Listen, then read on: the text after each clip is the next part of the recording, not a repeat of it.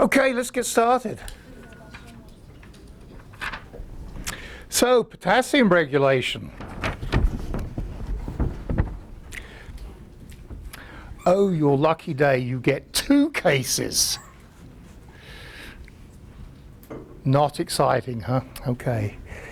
All right, a 60-year-old man is followed by a 20-year history of essential hypertension.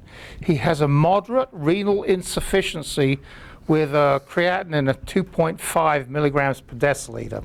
So it's pretty low GFR. And a potassium level of 4.0. He has heard that his blood pressure can be better controlled if he decreases his sodium intake. He replaces his table salt with salt substitute, and his potassium rises to 5.4 milliequivalents per liter. So, you're all smart people. What's in salt substitute? Potassium. Okay. Anybody ever tasted it? It's hardly worth it, is it? It doesn't taste like salt. So, and there is no doubt that salt, salt has a tendency to be bad for hypertension, not in everybody, but also raising your potassium levels is good to stop hypertension also. So he did all the right things. But that potassium for 5.4 is a matter of concern. And so what's the issue that's going on here? Anybody? It's worth some goodies. I've got turkey jerky, I've got beef jerky, I've got Cracker Jacks. Well, yeah, we know it's hyperkalemia. He actually answered it. I berated him. Sorry. But I'm looking for something. Why does he have hyperkalemia? Is what? Do you forgive me? I do. Okay, thank you. Give me candy. Well, God. You'll have to reach for it, though. How's that? Do you mean other than the salt substitute? Why is it high? So why is the potassium high? You can eat potassium until it comes out of your ears. He's not getting rid of it. His GFR is 20. Yeah, that's the point. Potassium, we tend to take on a lot of potassium. It's not just in meat, it's in plants as well. And one of the issues that we have is that the kidneys have to work to get rid of it. And so when you've got good kidneys, it's not usually a problem. This guy does not have good kidneys.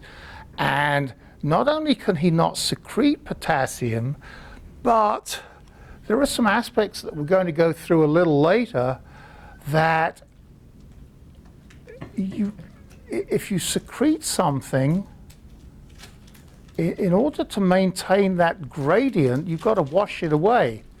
And without the proper amount of GFR, he's not washing away his potassium, so the gradient's building up, and it gets harder and harder to secrete that potassium. So I don't want to say don't take salt substitute, but it's certainly a potential concern if you've got kidney failure. So next one, a 40-year-old man with a known, you won't be able to get this. You won't be able to get this unless you read the back. But you're on your honor not to read the back. A 40-year-old man with a known history of alcohol abuse arrives at the hospital disoriented and hallucinating. His wife remarks that he'd been on a drinking binge that ended 24 hours ago. And there are people that, drink for days on end. And when we talk about a binge, we're talking about more than 2 drinks, right? We're talking about bottles every day for several days. The patient's markedly agitated. His vital signs reveal a regular pulse with a rate of 120 beats per minute, a blood pressure of 180 over 100, and a temperature of 102. Shortly after admission, the patient suffers a seizure, and lab studies show a plasma potassium that's quite low at 2.8. So, I'll tell you that the answer isn't just that he's dehydrated. That may be true, and it's the first logical thing you would perhaps look at, but something else. Anybody? Without looking at the back? Hungover? It's what? Not like hungover effect of it. Well, you better believe he's hungover. but Has he messed up his brain, like blood brain barrier? has he messed up his brain? No doubt. Yeah, but it's not where we need to go. Okay. Yes, ma'am. Doesn't alcohol inhibit ADH and aldosterone? It does. It inhibits ADH in particular, yes. So then you end up eating out a lot of different stuff. That certainly accounts for a diuresis, and it's not the answer I'm looking at, but wow. I still think that's worthy. Well, but I would think like if the diuretic is what is stimulated, then principal cell is what stimulated, then we're gonna have more K in the cell, so the patient will present with a hyper instead of a hypo. Okay, but he doesn't. So, yes, sir. Alcohol like dilate his arterioles and raise his GFR? No. I doubt that his GFR is elevated. I'm sure he's probably dehydrated. Look, this is not something that's intuitively obvious. You've heard of DTs, delirium tremens. What happens in DTs? Agitated. Your sympathetic nervous system's running at running hard. Okay, it's a response to the situation you put your body through. So the sympathetic nervous system's running pretty darn hard, and the sympathetic nervous system by beta receptors moves potassium into cells. Okay. So the idea that he's dehydrated is the first place we're probably likely to go, and it kind of makes sense. But the real effect here is a sympathetic nervous effect, and we'll talk about that in a little while.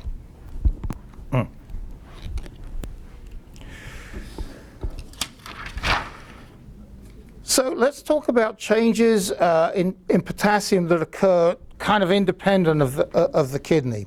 Potassium is clearly important. If it goes up too much, you can go into cardiac arrest, and if it goes down too much, you can have arrhythmias. So although there's a fairly wide range of plasma potassium between 3.5 and maybe 5.0 millimoles per liter, if you go much above it or much below it, you tend to run into trouble. Okay, so we all like mnemonics and literal things. So there are three main things that tend to deplete potassium. One is diarrhea. Make sure I spell it correctly. That's the American way. There's a British way, and that ain't it. Diaphoresis.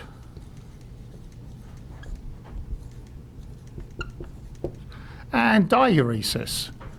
And let's just go through those. So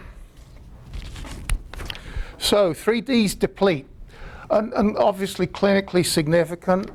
Diarrhea, a lot of potassium's lost in the stool. So diarrhea tends to be potassium depleting. Diuresis, kind of a no-brainer. You're washing fluid out, it carries potassium out with it.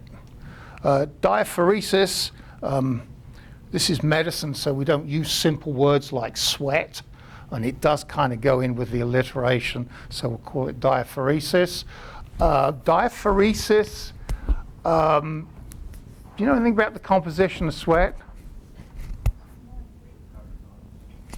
It does tend to be watery, but there's also solutes involved. There's very little sodium loss, but there's more potassium lost than you might expect. So, in other words, relative to plasma, there's more potassium and less sodium lost. Okay, so it is a mechanism for losing potassium. Okay, where are we? So I want to talk about a meal. Oh, and I'm going to use some figures. Let's talk about that standard 70-kilogram man who we know doesn't exist. Let's say he has 14 liters of extracellular fluid, and his plasma potassium is 4 millimoles per liter. So how much potassium has he got in his ECF? 4 times 14, that's 8 times 7, that's 56, right?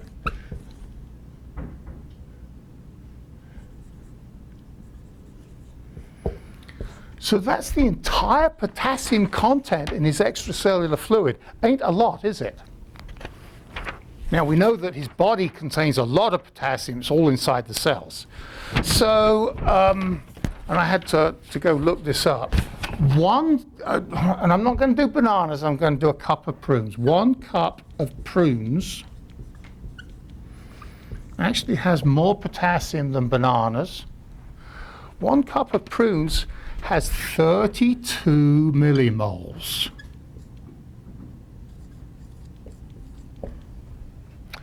So let me plug that in. So 56, if we eat a cup of prunes, 56 plus 32 equals 88 millimoles.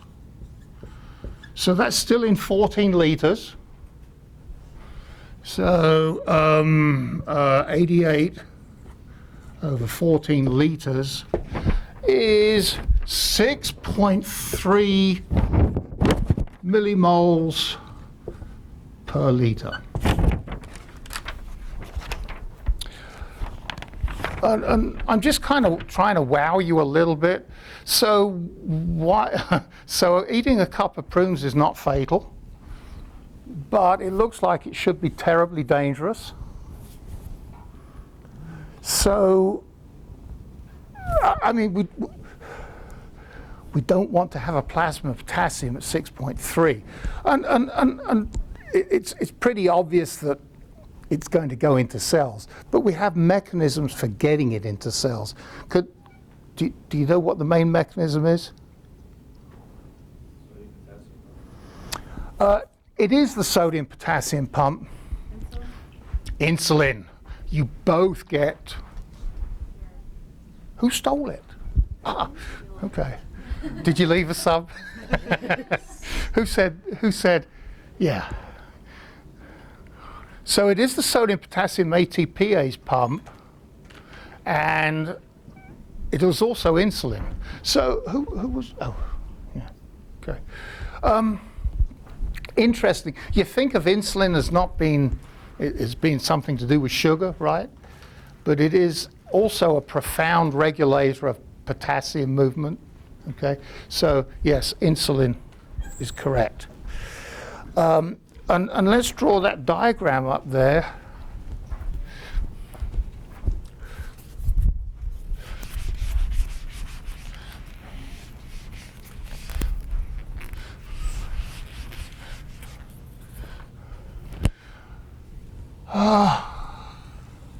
So we've already been through these. So stimulated by insulin. Also beta adrenergic receptors.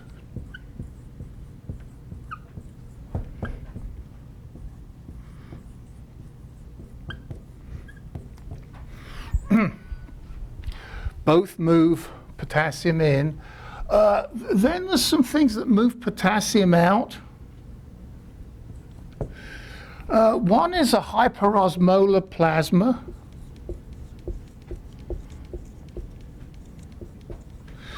And the rationale here, it may be a bit trite, but the rationale here is that if you have a hyperosmolar plasma, it tends to draw water out and the potassium follows it. That's kind of the rationale. Exercise, and that kind of makes sense, doesn't it? Because the electrically active muscles and nerves are working hard. You're generating your electrochemical activation of cells, and that tends to cause potassium leaking. So exercise will do that. And also lysis. And you're saying, well, yeah, but why would we be concerned? Do you think it's possible when you take a blood sample that you could kind of squirt it through the syringe and maybe break up some of those red blood cells and get a spurious elevated potassium? It's possible. So, it's always something to be looking for. It's not trivial. You might have to give that some thought. Okay. And I think the next thing that we're going to go on to is acid. Any questions on any of these? Okay. So, and I'm just going to give you a general feel here because it is kind of used as a mechanism of trying to understand. So the idea is that if you have an acidosis, it tends to cause a hyperkalemia. Okay. There are bunches of exceptions to this rule. But this is the way that it's explained. And it's really not a very full explanation, but it kind of helps us to try to rationalize what we tend to see. So if you have an acidosis, you get a hyperkalemia because it exchanges with potassium. There are certain exceptions. The main exception, of course, is diarrhea. And diarrhea causes an acidosis. Okay. Because you tend to lose a lot of bicarbonate, and that causes an acidosis. We'll go over that later. But also, you lose a lot of potassium as well. So it kind of violates this. It's an exception to this rule. Okay.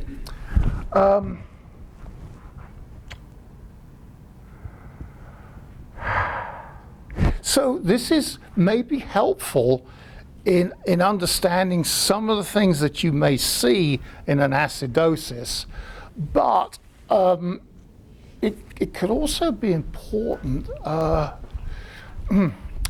What would happen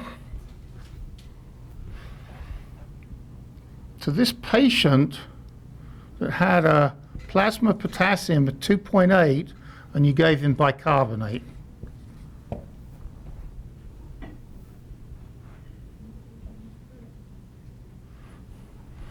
Wow. So, if you give a patient bicarbonate, it'll tend to reverse this and it'll move potassium inside the cell. Not an issue if your plasma potassium's okay, but if you do it in a potassium depleted patient, you're in trouble, or at least the patient's in trouble. So it's just, and I can tell you that in clinical practice, it's something that everybody pays a lot of attention to. If you need to give bicarbonate, you better look at the potassium first. Okay. Questions? Yes, sir. So when the potassium shifts out during exercise, is the increase in intracellular acid concentration and the exchange of potassium a protective mechanism? So the question is, when potassium comes out during exercise, is the acid a protective mechanism? So when you exercise, you tend to have an acidosis, and that will tend. And you're saying that it should counter the yeah, well. Yeah, I don't know whether it was part of the grand design of things, but it would Yeah, I mean, that makes sense. It makes it's a logical. Like I said, I don't think that that's the way the system was necessarily designed. But yeah, I guess that would be true. Yeah. Okay. So what I would like to do at this stage is now talk about potassium handling in the kidney. And I'm going to start, we're on page 3 now. I'm going to start with that diagram, and I'll make sure the numbers are the same.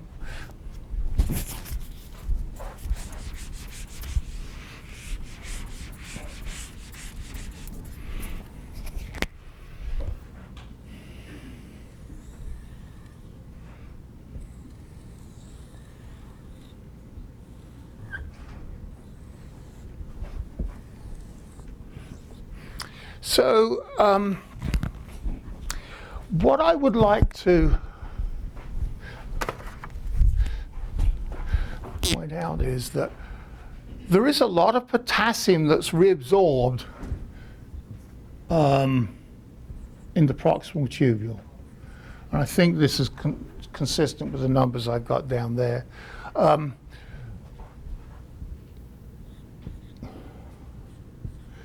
And also another 20% reabsorbed here. Is that the numbers that I have written down? Yeah. So by the time you get to the macula densa, you've reabsorbed 87%, and so about 13% remains in the tubule. Okay. Understand that although we haven't talked much about potassium reabsorption in the proximal tubule because we don't have specific pumps for it, a lot of potassium reabsorption is entrained to the sodium reabsorption. A lot of it goes through the paracellular route. And the same here, some of it goes through the paracellular route and some of it goes by the sodium potassium chloride transporter. But whatever, this pretty much stays the same no matter what the potassium status is. In other words, you know, whatever happens to sodium, pretty much this happens anyway. So you get to a point where you've got 13% that remains at the macula densa. And let me put some figures on that. Well, I think it's worth just writing them up. Coming up with an exact figure. So I've got that GFR times potassium. So GFR is 180 liters per day, and the potassium is 4.2. So that means 756 is filtered per day. And if you do the calculation, that leaves this 13% represents 98 millimoles. So the question is, what do you do with the potassium that arrives in the distal tubule? And of course the answer is, Morgan's answer, it depends. Okay, so assuming potassium's not got rid of anywhere else, if 98 appears in the distal tubule and you ate 98 millimoles per day today, then you better do nothing and just let it pee out. If you ate a lot of potassium and it was well in excess of 98, you better secrete some. If you were on a potassium deficient diet and you only ate, say, 10 moles today, then you better reabsorb a whole bunch. 88, right? Okay. So, and you're saying, well, yeah, so what? We do actually have a mechanism to either secrete or reabsorb potassium depending on need. Okay? And I'll go through a few of those scenarios. The first thing that I'll do is I'll draw those cells up just to remind you that we have both those mechanisms.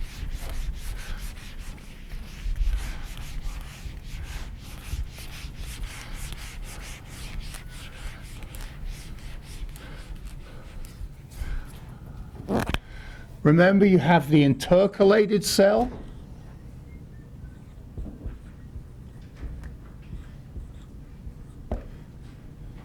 And you have the principal cell.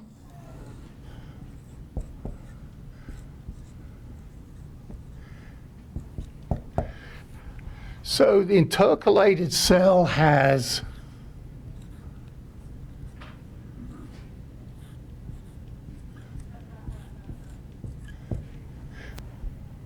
and the principal cell has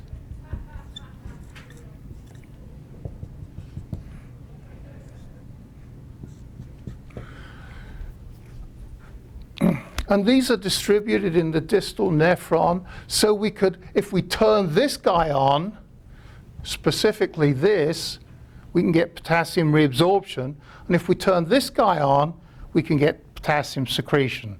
And indeed, that is how we regulate potassium, by turning on preferentially this cell or this cell. Okay?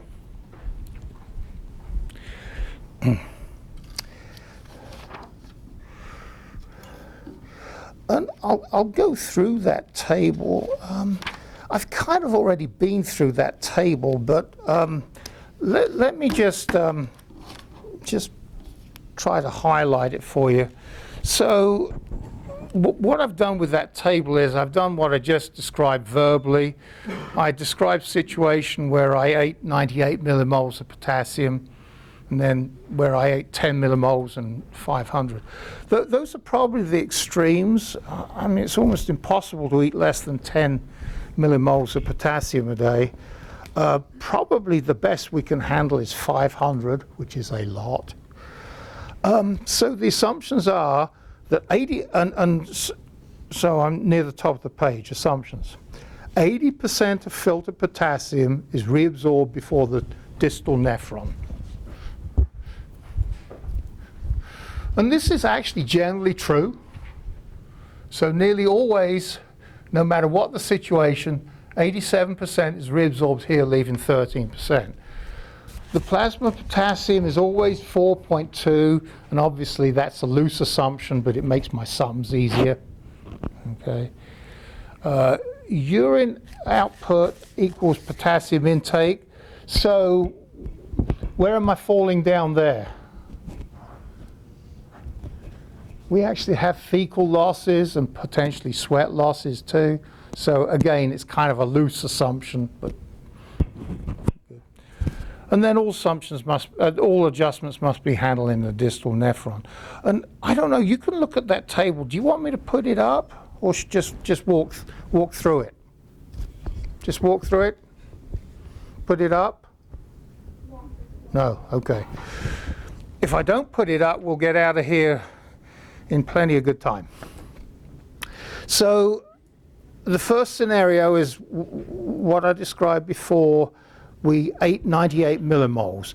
The filtered load is always the same if my plasma potassium is 4.2. So it's always 756.